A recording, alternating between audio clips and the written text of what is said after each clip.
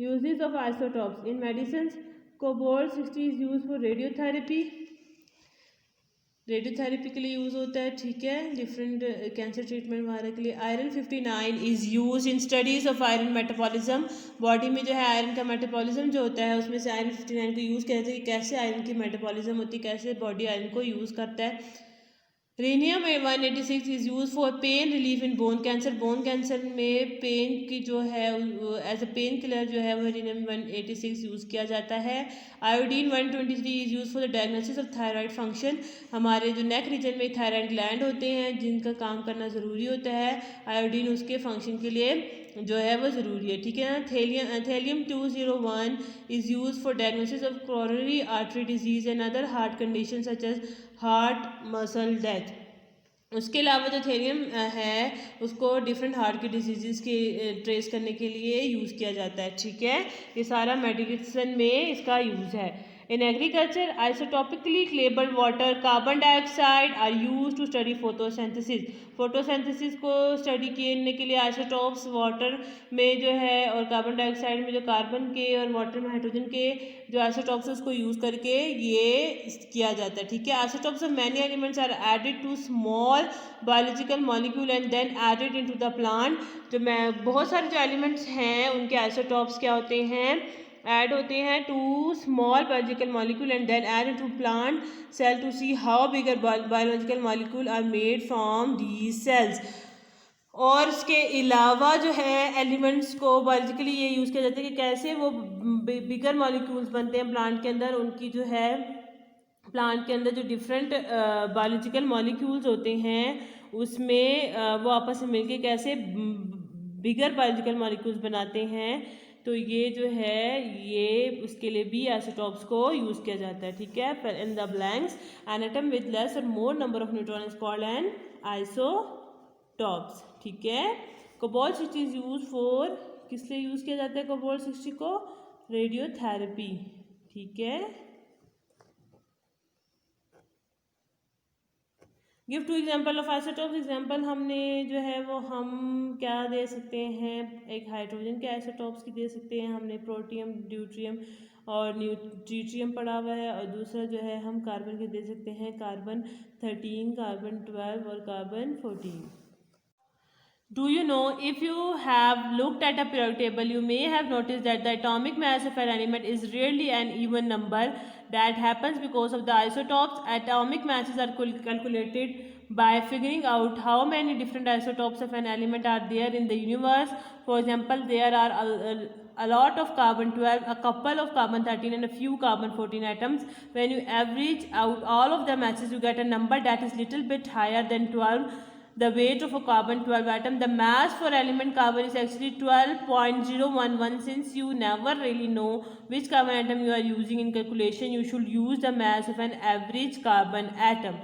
तो अगर आप पीरियोडिक टेबल में देखें तो जो अबंडेंट प्रेजेंट है उसका इसलिए आता है कि हम जब एवरेज निकालते हैं, क्योंकि सबसे ज़्यादा ये वाले कार्बन प्रेजेंट है, फिर इससे कम ये, फिर ये बहुत फ्यू, तो जब एवरेज निकालते हैं तो वो 12.011 आती है जो इसकी इक्विवेलेंट होती है.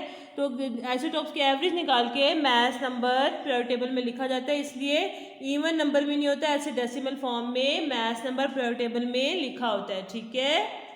Ernest Rutherford was a New Zealand born British chemist and physicist, also known as the father of nuclear physics. He was given Nobel Prize in Chemistry in 1908 for his investigation into the disintegration of the element and the chemistry of radioactive substances. ठीक है, Rutherford को Nobel prize मिला था कि कैसे जो है disintegration होती है एलिमेंट्स की और केमिस्ट्री क्या है रेडियोएक्टिव सब्सटेंस की, ठीक है.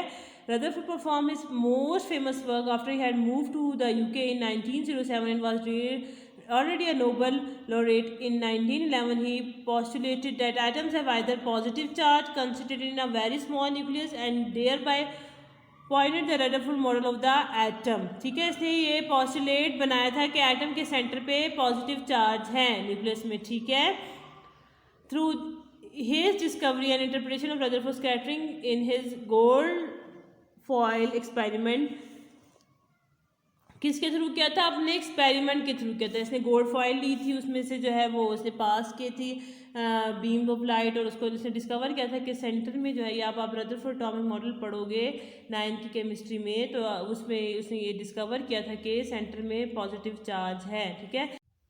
He is widely credited the first splitting the atom in 1907, a nuclear reaction between nitrogen and alpha particle in which he also discovered and named the proton। और फिर इसमें जो है वो न्यूक्लियर रिएक्शन किया जिसमें इसने प्रोटॉन को भी डिस्कवर किया। ठीक है। अब हम एक्सरसाइजेस की तरफ आते हैं। Exercises exercise number 1, choose the correct answer. The basic unit of matter is atom. Basic unit of matter क्या होता है? Atom.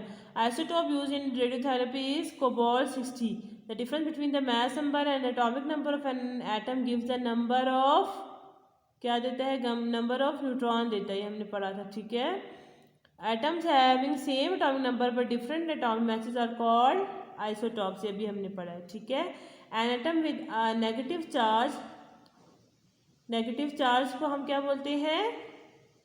A9. Electrically neutral subatomic particle, neutron. Circular path, ये हमने नेम द फॉलोइंग करनी है। ठीक है। इन्होंने हमें हिंट दी, उसका नाम है। पहला उन्होंने लिखा है an atom with negative charge, उसको हम बोलते हैं एनाइन। दूसरा उन्होंने लिखा है कि electrically neutral subatomic particle क्या होता है? न्यूट्रॉन।